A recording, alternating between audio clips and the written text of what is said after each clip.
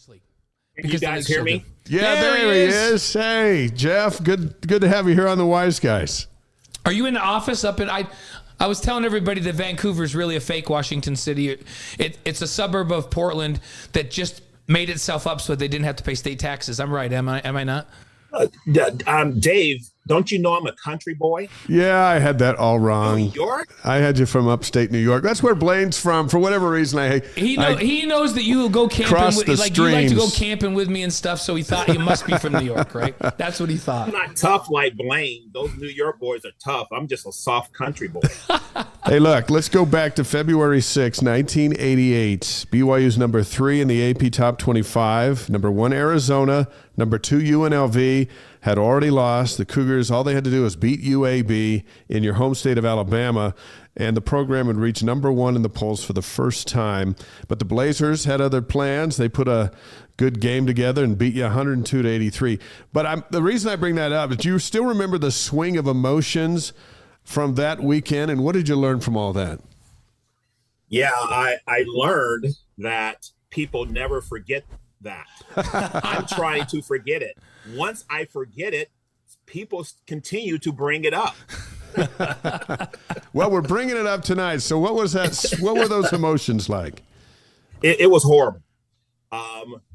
My mom and my mom's dad and my father's dad had never seen me play basketball before. Not even in the Pee Wee League, JV, junior high, nothing. That was the first time my granddad, both my grandfathers, saw me play live, and we laid an egg. Oh, Here it gets worse. So my high school girlfriend was a basketball player on UAB, and she was dating a guy on the team, and he was just an average player. But he lit us up. Oh, no. And I was the one guarding him. He destroyed me. There's so many horrible memories from that night, and people continue to bring it up. Would you guys please just let it die? Okay, that's it. That's the last time we're ever going to say anything about it. I didn't realize the depth of the former girlfriend, the boyfriend lighting you up. The pain is still real. Man, that's heavy, brother. I didn't know that was that big of a deal. Yeah, there's more things too, but I am trying to forget. That was a loaded team though. When I think back about that team and the talent in that team, you got you there, which I call when Jeff would catch that ball on the short corner, he would just turn over that shoulder and unstoppable. Unless they doubled him on the catch, it was going down. It was going down like nobody I've ever seen with that kind of consistency. You got Michael Smith, who could score on anybody, NBA or otherwise, right? You got Nate Call, who was just a floor general and did such a great job of getting you guys into everything. Brian Taylor with his length and confidence and shooting the deep ball and his creativity with passing. Andy Toulson, who could shoot lights out. Marty Hawes. I remember when Pittsburgh comes into the Marriott Center, ranked number 2 in the country, and they were gonna full court trap you all game long. You just throw it to Marty, and they couldn't trap him all night long. He just dribbled past every correct.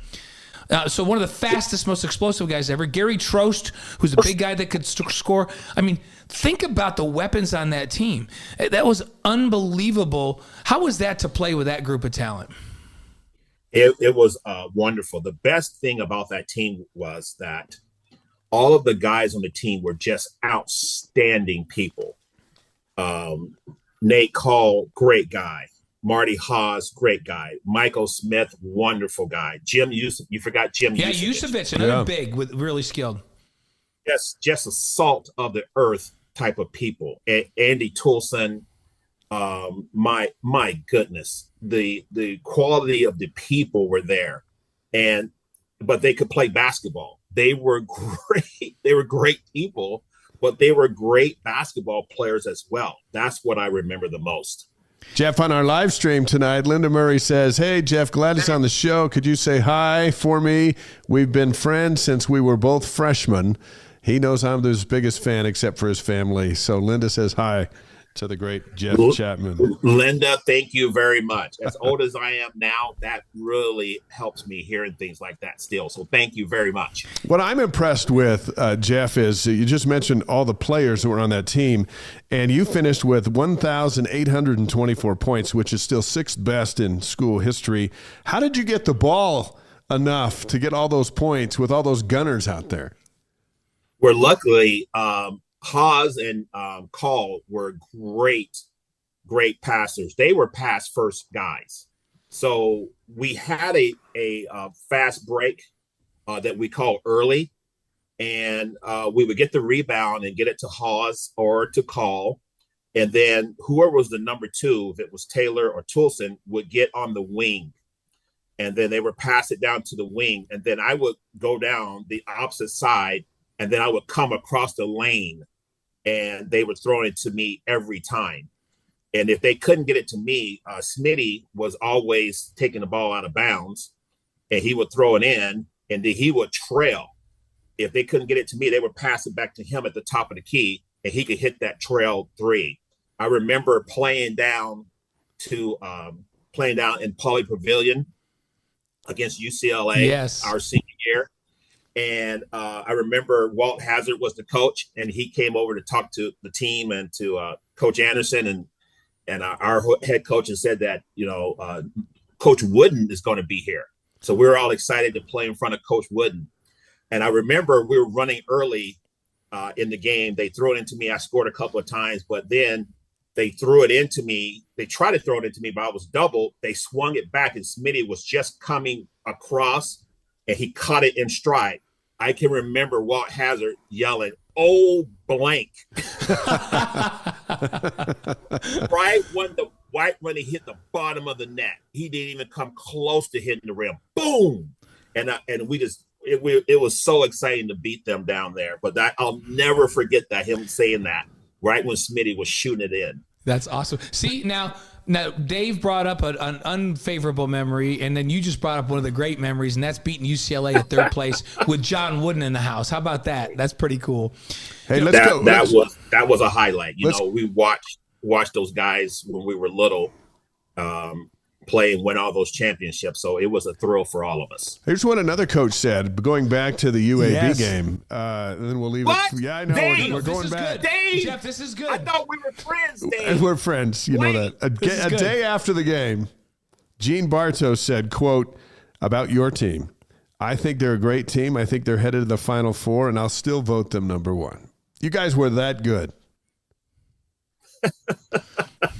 So even in a loss, there's a good memory. Unless from he's UAB. lying, Jeff. So, you guys were that good. I wanted you just quick, like, it wasn't just about basketball when you were there. You had an incredible experience at BYU. You and I talk about it all the time, about our experience. When you come down and stay with us, and you and I just get to reminisce about going camping back when we were in school and some of the fun things we did. By the way, he says he's a country guy. I'm the New York kid. He comes from Alabama. And I'm the first guy that ever took him camping and fishing. Maybe they don't do that back Yeah, he was there. afraid the bears were going to come get us, and he made us sleep with a gun in the tent just in case the bear came. And I didn't have the heart to tell him that the little gun wasn't going to do anything if a bear came to get us. But you had a great experience at BYU outside of basketball that really changed your life and the trajectory of everything you did. We've spent a little bit of time on this basketball experience. What about the experience outside of basketball for you at BYU? Before, when I got the scholarship to BYU, and people started to find out in the area, Alabama area, some positive, most of it was negative. They kept telling me, how the Mormon church was a cult and how they worship Joseph Smith. They're not Christians, and they're polygamists and all this negative stuff. And I just knew I was supposed to go there. I wasn't sure about all those things they were telling me, but I knew I was supposed to be there. And when I got there and saw the quality of people, I couldn't believe it. The people were so nice. They were so friendly. They were so giving. They were just trying to help. And the relationships I built there have just been unbelievable. All the things that they said about BYU and the church were untrue.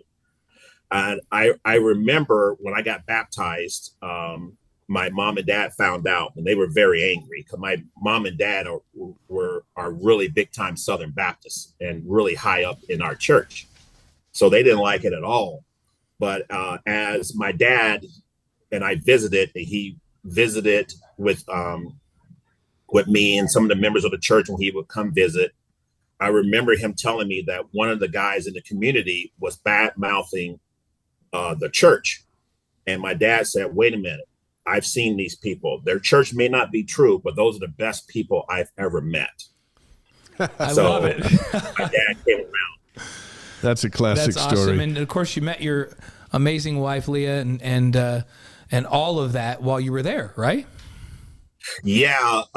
Leah is descended from Mormon royalty. Oh, you have me coming there, not a member, and Leah's great three great grandfathers, Charles W. Penrose.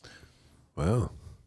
So it was how opposites attract. yes. You have me a heathen marrying this big time descendant pioneer stock woman. So See, Jeff and I used to compare notes on this, like, because our wives. So Leah has a great history with ancestors that walked across the plains, and my wife is a great. I don't know how many greats, like 4 greats.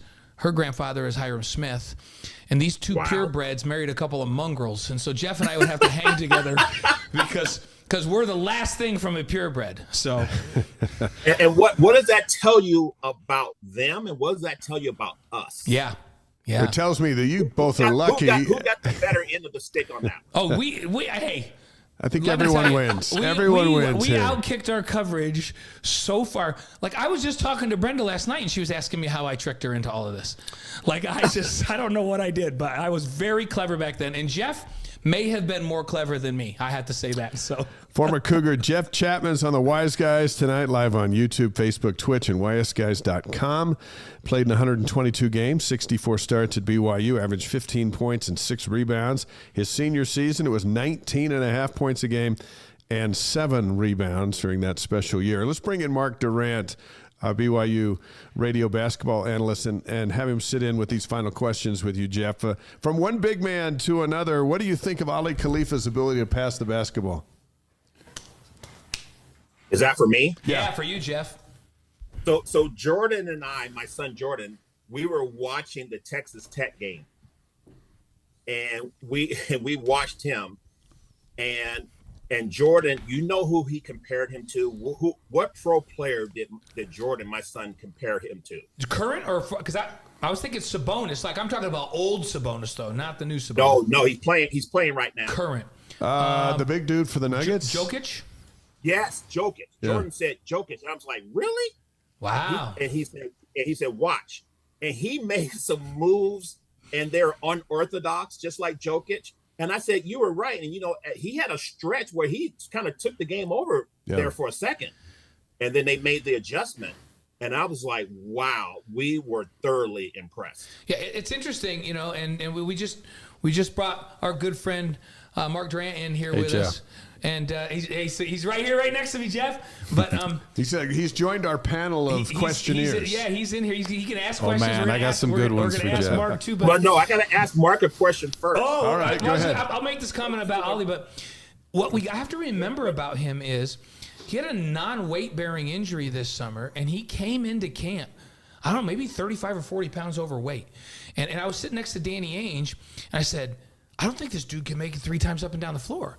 And Danny said, wait till you see him pass the ball. He says he has a court vision and an understanding of a game that's as good as anybody I've ever seen in the game. So he's got to drop some weight. Yes, I agree with you, Blaine, but wait till you see this kid pass the ball. I was like, yeah, right. He's just a big fat guy. So I bet he's lost 30 pounds. He probably still needs to go another 10 or 15.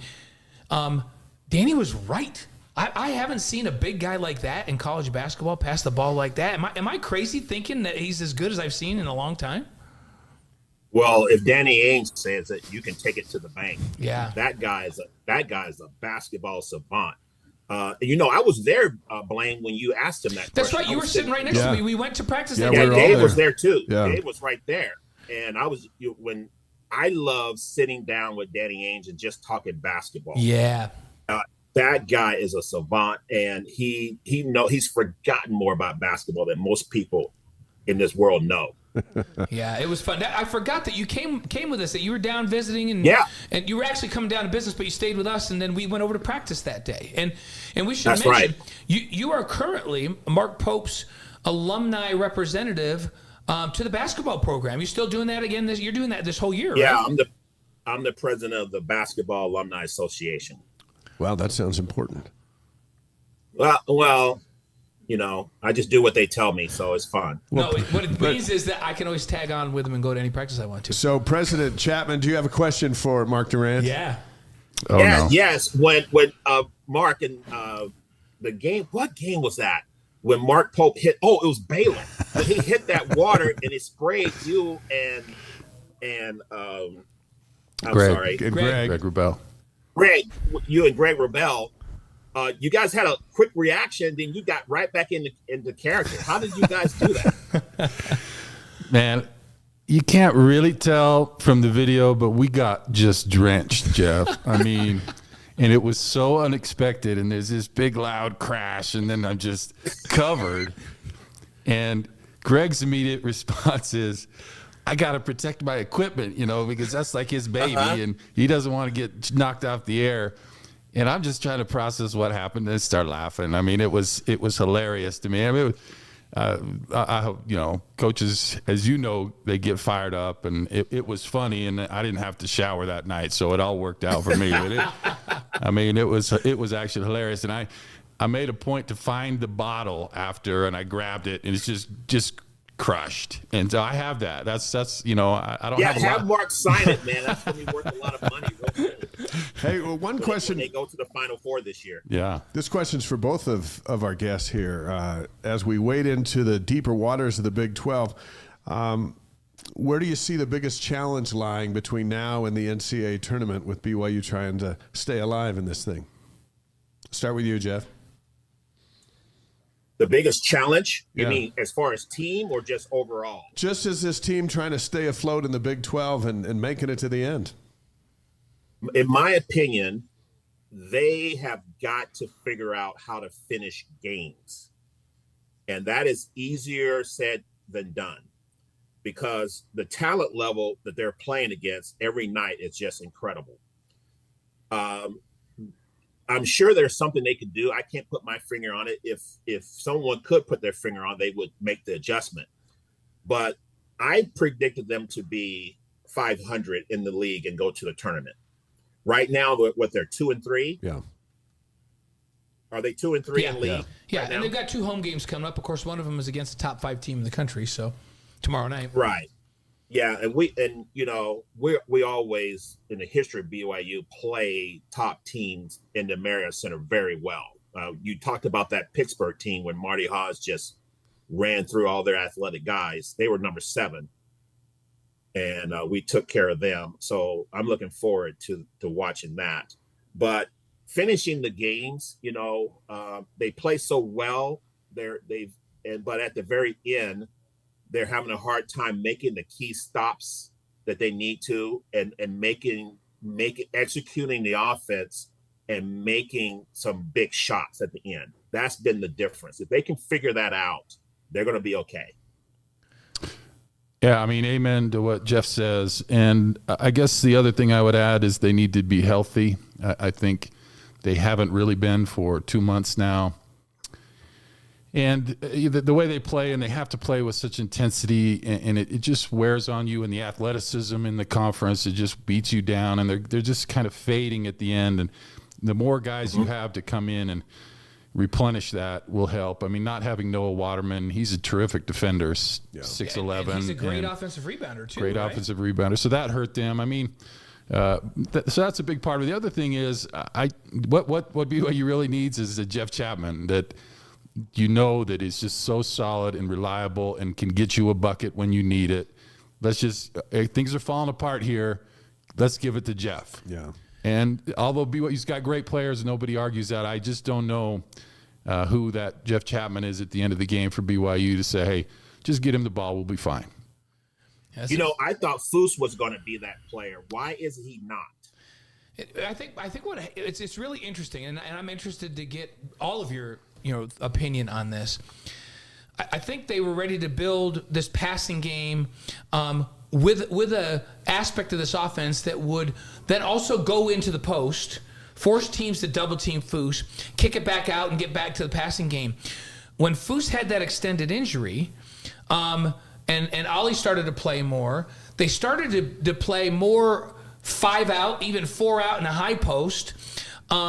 And they got away from throwing the ball into the post. They really didn't have anybody that could play with their back to the basket. And they got so comfortable and had so much success with that. Now Foose comes back. And I just, even in the last game, or when he played last, I get this sense that he's like, I'm not quite sure what I'm supposed to do in this offense.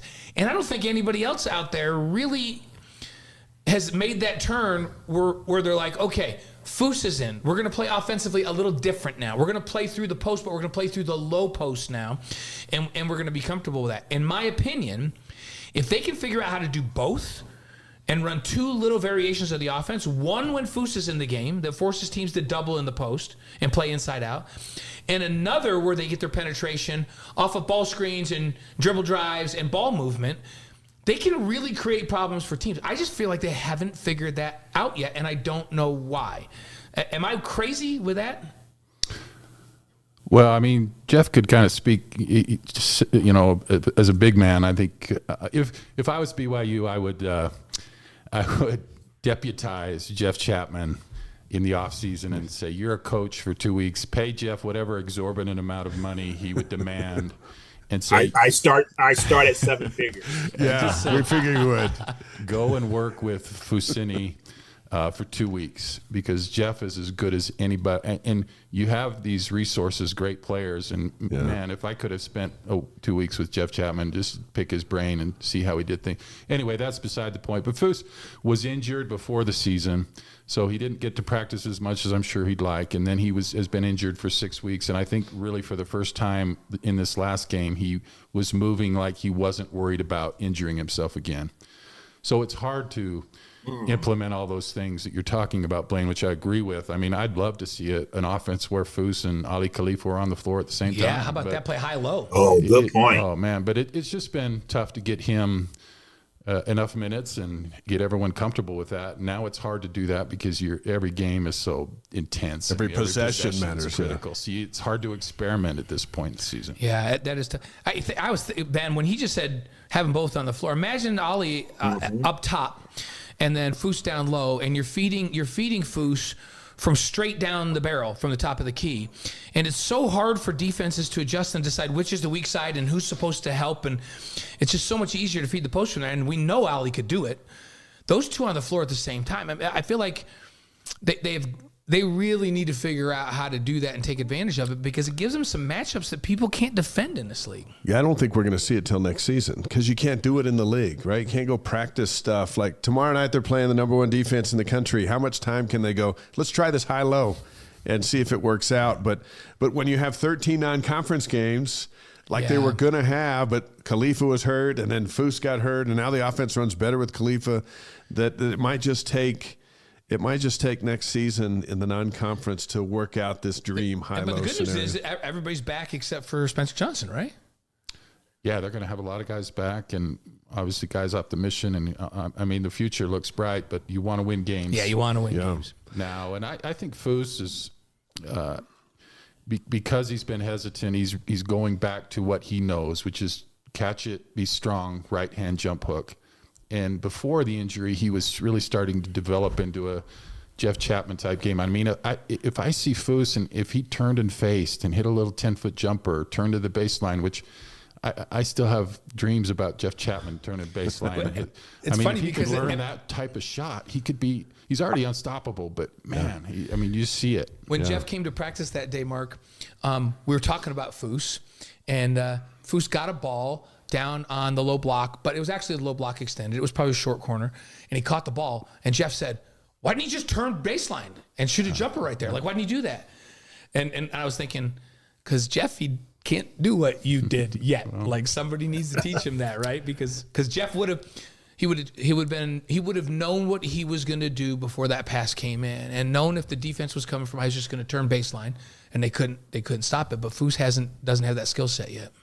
Jeff, let's talk about Houston tomorrow night. They come in number 4 in the country, number 1 in the net. One of the better defensive teams across the board in the nation. You mentioned the home floor is always an advantage for BYU in these big games. What are the keys tomorrow for Mark Pope to get a win against these Houston Cougars? I was at the San Diego State game, and San Diego State plays a similar kind of defense like Houston. I think Houston has more talented players, though. You know, I'm not going to say San Diego State is Houston, but they played kind of the same. And the biggest thing BYU had to do was they had to handle that pressure. And I thought they did a really good job. So number one, they got to handle the pressure. They got to handle the press and limit their turnovers. You can't turn it over. You can't give them easy baskets for dunks. You can't get them going that way. And then, just like what we've talked about, they have got to, at the end of games, when they're wore out, they have to figure out how they can execute and score, and also execute on defense and get stops, get consecutive stops. If things start to go bad at the end of the game, they got to figure out a way to stop the bleeding immediately. It's kind of like a cascading thing. Is like watching the game the other day against Texas Tech. They had the one guy, Isaacs. He got hot, and then they couldn't score on the other end. It was just a cascading thing, and they just got to limit that. You know, it's interesting, and I had this stat last year. I haven't looked it up this year, but it's interesting the difference in the length of runs when BYU's outside of the Merit Center versus when they're inside for both teams. So when BYU has a run, you know, like the average run was like 8-0 at home, but on the road it was like 5.5 or something like that. And I would think it's even more exaggerated this year. And it's the same for other teams. Like, for instance, Texas Tech, you know, they go on a 12-0 run to start a half. If that's in the Marriott Center, it's probably an 8-0 run or a 7-0 run. Because you call timeout, the fans get into it, they get you some energy. And so that's one of the reasons teams in this league win more at home and lose more on the road, is because the runs in both directions are just a little bit shorter or longer, depending on if you're home or away. And I don't know if that's enough for them to get Houston, but they're certainly going to have to take care of the ball better. Well, before we do five questions with Jeff, Mark, do you have any other questions for President Chatman? And I just love Jeff Chatman. I mean, he really is an absolute hero of mine. I was at Provo High across the street and watched him play, and he's just always been so kind and good to me, and is such a great player and a great human and an amazing success in life. And I've just enjoyed being his friend.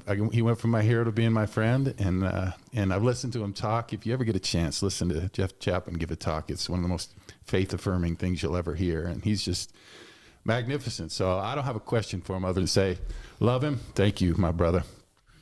I love you too, and your family. Your awesome family. Thank you. It's like now we have our show's become a love fest. I'm not sure which way we're supposed to turn on this one. Let's do five questions with Jeff Chatman. 5 questions, Jeff. You just answer these right off the top of your head. So, your favorite sports movie? Easy. Remember the Titans. There you go. Okay, good one. Yeah, we just had Ben Bywater, BYU's linebacker, on here. And we always expect those football guys to remember the Titans, and he did Forever Strong, that rugby, Highland High School rugby movie. That's the first time anybody's, and I forgot about that. I need to go see that one again, or watch it on Netflix. So remember the Titans, always a favorite. Your favorite singer or band? The Temptations. Nice. You want to sing a song for us? That's old school. That's right. That is Jeff old has school. Sunshine on a cloudy day. That's all I have to say. Yes. Papa was a Rolling Stone. Yes, he was. Favorite breakfast cereal? Easy. Captain Crunch. Classic. Expect nothing less from a classic guy, Captain Crunch. So how come I have Captain Crunch up in the cupboard, but you never eat breakfast when you're at our house? What's up with that? No, I'm doing that fasting thing. I intermittent fast. I know. He was doing this intermittent fasting thing. Me and Collinsworth, man, we don't eat till like 3 or 4 in the evening. I know. I said to Jeff, like, he's like, don't plan on me for any meal. Like, he's the easiest guest to have, by the way, when he comes, because he just never eats. But you're looking really good, by the way. You're doing great. Thank you. So he's doing great. A lot of work. So your favorite basket that you ever made at BYU?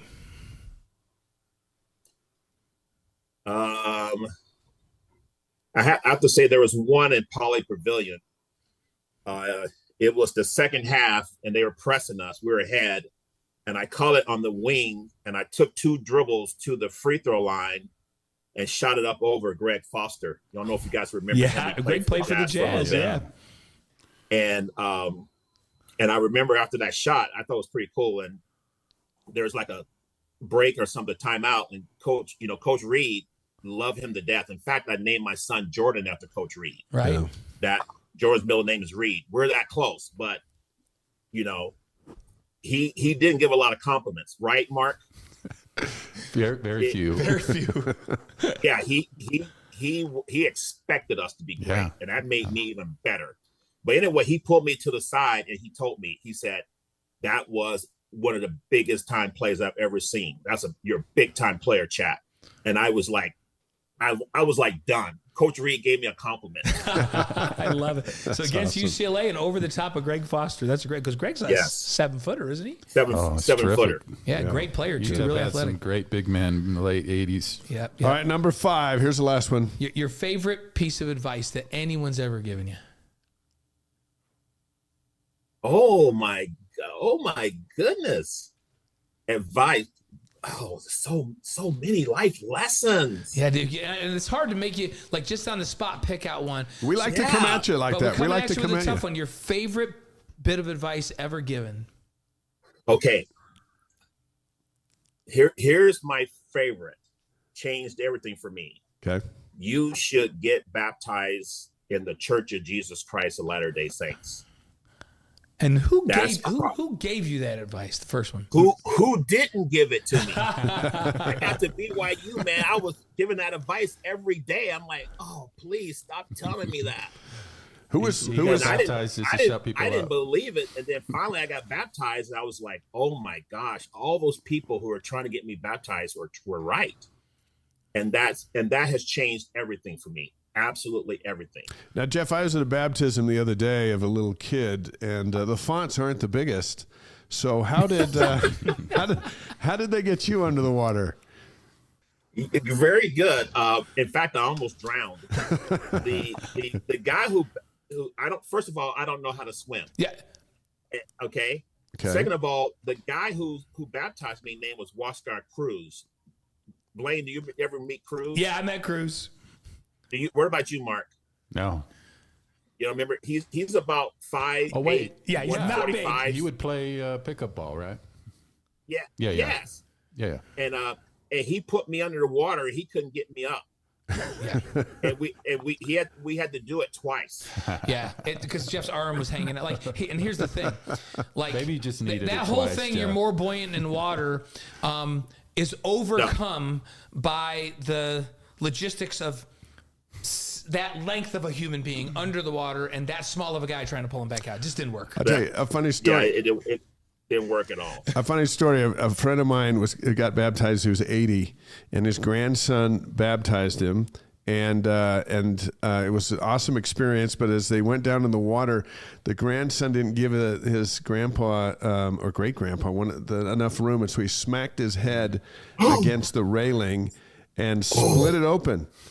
And but then he got down and got back up, and Bill was so good about it. He said, "You know, I probably deserved that. I should have been baptized a long time ago." And I forgot that Jeff. What an awesome story! I forgot that Jeff didn't swim. We went up to the boulders, to Boulder Mountain, to fish one time. Remember, Jeff, that trip? Yeah. And and it's pretty remote. And I remember Jeff saying, "There's no like showers or anything up here." I'm like, "No, we go in the lake. Like we'll take a bar of soap into the lake." He's like, "No, bro, I don't swim. Like I'm not getting in the lake." I'm like, "No, we're just gonna stand in there. Like, what if I float out there?" I'm like, "I will swim out. I will swim out and get you." So no, Nothing above my chest. Yeah, No. that's right. So, but we did clean ourselves up in the lake and had a great time down on the boulders. So The great Jeff Chatman on the Wise Guys. Hey, we sure appreciate, one, our friendship, how you represent BYU and all that you do, and what a tremendous career. And we look forward to having you back on the show a lot as we move forward over the years. And let's get a win tomorrow night. You got it. Thank you. Love you guys, and go Cougs. thanks, Jeff. Thanks, Jeff. See you, brother. Jeff Chatman, how about that?